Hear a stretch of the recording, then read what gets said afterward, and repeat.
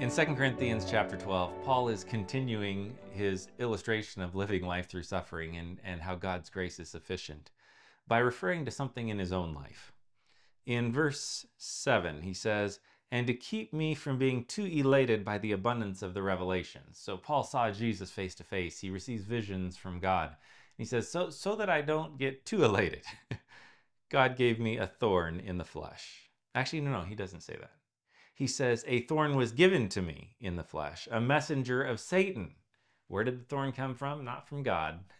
It was a messenger of Satan to harass me, to keep me from being too elated. 3 times I besought the Lord about this, that it should leave me. But he said, my grace is sufficient for you, for my power is made perfect in weakness. Therefore, Paul says, I will all the more gladly boast of my weaknesses, that the power of Christ may rest upon me.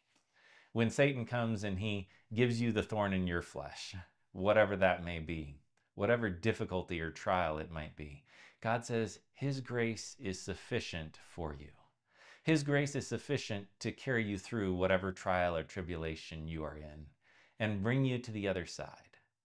One day he will deliver you.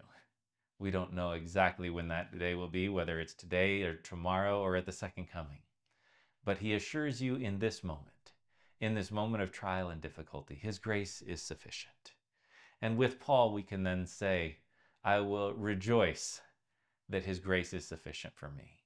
That through my trial and my suffering, God's grace can be shown to be sufficient. So someone else can take hope and comfort that God's grace will be sufficient for them as well.